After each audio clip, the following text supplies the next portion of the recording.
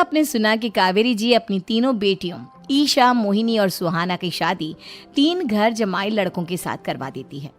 उन्हें लगता है कि ये लड़के शायद घर का कामकाज संभाल लेंगे, लेकिन उनके तीनों घर जमाई बहुत आलसी थे। वो नौकरी भी नहीं करते थे और बाहर का काम भी नहीं। कावेरी जी ने अपनी बेटियों से कहा कि वो प्रेगनेंसी का बहाना बनाकर अपने पतियों को सबक सिखाए। अब सुनिए आगे। मम्मी, आपने जैसा कहा था हमने वैसा ही किया, लेकिन देखिए ना, विवेक का हाल तो वैसा का वैसा ही है। घर में ना सुबह का नाश्ता बनता है और ना खाना। नौकरी पर जाने की बात करूं तो खाने को दौड़ते हैं मुझे। हाँ मम्मी, मैंने भी सुमित को कितनी बार कहा कि अगर नौकरी नहीं करनी तो कोई छोटी सी दुकान ही खोल लो, घर का खर्चा कैसे चलेगा। देखो दोपहर के 12 बजने आए और जनाब अभी तक सो रहे हैं। हाँ मम्मी, ईशा और सुहाना ठीक कहती हैं। अविनाश का भी यही हाल है। जब मैंने अपनी प्रेगनेंसी के बारे में कहा तो मुझसे कहने लगा, अरे दूसरी लड़कियां तो 9-9 महीने तक नौकरी करती है, बस डिलीवरी के टाइम छुट्टी लेती है। मोहिनी, तुम भी नौकरी करो। अब मुझे कहाँ नौकरी मिलेगी। मम्मी बताओ अब मैं क्या करूँ। हे भगवान, क्या सोचकर घर जमाई दामाद लाई थी मैं कि मेरी बेटियां मेरे पास रहेंगी और खुश रहेंगी, लेकिन इन आलसी दामादों ने तो हमारी जिंदगी को भी प्रॉब्लम में डाल दिया है। मैं तो कहती हूँ मम्मी, हम लोग वापस अपनी जॉब पर जाना शुरू कर देते हैं। बता देते हैं इन लोगों को कि हमने प्रेगनेंसी का बहाना किया है। नहीं नहीं बेटा, ऐसी गलती भी मत करना। अगर तुमने ऐसा किया तो इन तीनों की आदत और खराब हो जाएगी। अरे आज नहीं तो कल कभी तो तुम प्रेग्नेंट होगी, तब वापस यही प्रॉब्लम आएगी। तब क्या करोगी तुम तीनों। हाँ मम्मी, आपकी बात तो बिल्कुल सही है। इन लोगों को तो सुधारना ही पड़ेगा। लेकिन कैसे? अपने बच्चों के आने की खबर सुनकर भी इन लोगों पर कोई असर नहीं हो रहा। पैसे कमाने के लिए घर से बाहर निकलना ही नहीं चाहते ये तीनों। अब मेरे दिमाग में एक प्लान आया है। तुम तीनों चिंता मत करो, उन तीनों को बुलाओ, फिर मैं बात करती हूँ। थोड़ी देर बाद कावेरी जी अपने तीनों दामादों को सामने बुलाकर अपनी बात कहना शुरू करती हैं। अविनाश, सुमित और विवेक, देखो बेटा, मैं ना तुम तीनों से बड़ा प्यार करती हूँ, इसीलिए तो तुम्हें घर जमाई बना कर रखा है मैंने। अरे मम्मी जी, सीधे सीधे कहिए ना, क्या बात है। प्यार तो हम भी आपको बहुत करते हैं। अरे मम्मी जी, आपकी इज्जत भी बहुत करते हैं। अरे भाई, आपके जैसी सास और कमाने वाली बीवी सबको मिलती है क्या? हाँ मम्मी, विवेक और सुमित ठीक कह रहे हैं। आपकी बेटी से शादी करके मेरी तो जिंदगी ही अच्छी हो गई है। जानती हूँ मैं, और ये भी जानती हूँ कि तुम तीनों अपने अपनी बीवियों से बहुत प्यार करते हो। बेटा, बात ऐसी है कि हमारे कुल गुरु ने कहा है कि प्रेग्नेंट होने के बाद मेरी तीनों बेटियां शुरू के 4 महीने हमारे गांव में जाकर रहेगी, जहां मेरे चाचा जी रहते हैं। अरे लेकिन क्यों मम्मी, गांव में जाकर रहने की क्या जरूरत है इन तीनों को। वो क्या है ना बेटा, हमारे परिवार को एक श्राप है। अगर मेरी बेटियों ने यहाँ पर बच्चा पैदा करने की कोशिश की तो उनके बच्चों को कुछ भी हो सकता है। इसलिए अब से लेकर 4 महीने पूरे होने तक इन्हें गांव वाले घर में रहना पड़ेगा। हाँ तो इसमें प्रॉब्लम क्या है मम्मी जी? हम भी वहाँ जाकर रहेंगे, पिकनिक मनाएंगे। अरे भाई, बीवी जहाँ हम भी वहाँ। हाँ यार, आइडिया तो बहुत अच्छा है। शहर की जिंदगी में रह रहकर परेशान हो चुके हैं, अब कुछ दिन गांव में बिताएंगे।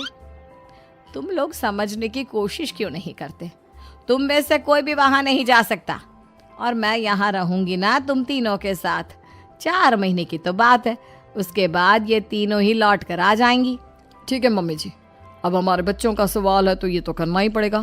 कावेरी अपनी तीनों बेटियों को कुछ दिन के लिए घर से बाहर कहीं दूसरे शहर में रहने के लिए भेज देती है। कुछ दिनों के बाद, अरे मम्मी जी, बहुत दिन से पिज्जा नहीं खाया, मंगवाइए ना। क्या बताऊं बेटा, पहले तो बेटियां खर्चा दे देती थी क्योंकि उनकी नौकरी थी, लेकिन अब तो मेरे पास पैसे ही नहीं बचे। थोड़े बहुत पैसे हैं जो बच्चों की डिलीवरी में काम आएंगे। लेकिन मम्मी जी, आपकी बेटियों को वापस आने में तो अभी बहुत वक्त बाकी है। वही सोच सोच कर परेशान हो रही हूँ। सोच रही हूँ कल से दूध भी बंद करवा देती हूँ। अब दूध वाले को देने के लिए पैसे भी तो नहीं है ना। अरे नहीं नहीं मम्मी जी, अगर दूध भी बंद करवा दोगी तो मुझे चाय कहाँ से मिलेगी, और चाय के बिना मैं तो मर ही जाऊंगा। क्या करूं बेटा, इसके अलावा हमारे पास कोई ऑप्शन नहीं है। मेरे पास पैसे ही नहीं बचे। इस तरह कावेरी जी धीरे धीरे अपने तीनों दामादों को पैसे देना बंद कर देती हैं और घर में खाने पीने की चीजें लाना भी बंद कर देती है। अब वो तीनों बुरी तरह से परेशान होने लगे थे और इसलिए एक दिन तीनों प्लान करके घर से बाहर निकलते हैं और बाजार में जाने के बाद यार अच्छा खाना खाए हुए कितने दिन हो गए, पता नहीं कब अच्छा खाना मिलेगा। हमारी बीवियों के जाने के बाद तो हमारी हालत भिखारियों जैसी हो गई है यार। कुछ भी हो, मुझे तो आज पिज्जा खाना ही खाना है। जेब में 1 रुपया नहीं और पिज्जा खाएगा, कहाँ से आएंगे पैसे? अरे देख वहाँ सामने बोर्ड पर क्या लिखा हुआ है, कंप्यूटर पर काम करने के लिए एक आदमी की आवश्यकता है। भाई मैं तो जा रहा हूँ, काम करूँगा और शाम तक पैसे लाकर आराम से पिज्जा खाऊंगा। जा जा, तुझे कोई काम नहीं देने वाला, हम तो घर जा रहे हैं। चल भाई सुमित। सुमित और अविनाश वहाँ से चले जाते हैं और विवेक उस कंप्यूटर शॉप पर सारा दिन काम करके 5,000 रुपये कमा कर घर लौट कर आता है और अपने खाने के लिए अच्छी अच्छी चीज़ें भी लेकर आता है। ये देखकर विवेक और सुमित के दिल में भी कुछ पैसे कमाने की इच्छा जागती है। अरे सुबह सुबह कहाँ चल दिए तुम? मम्मी जी एक बहुत अच्छी जगह मिली है, कंप्यूटर पर काम करने के 5,000 मिले थे कल मुझे। अगर रोज काम करूँगा तो पूरे 40,000 की तनख्वाह। अरे वाह, ये तो बहुत अच्छी बात है दामाद जी, आपको जाना ही चाहिए। सुमित और अविनाश विवेक को इस तरह तरक्की करते देखकर परेशान हो जाते हैं और वो दोनों भी काम की तलाश में निकल पड़ते हैं। धीरे धीरे उन दोनों को भी काम मिल जाता है।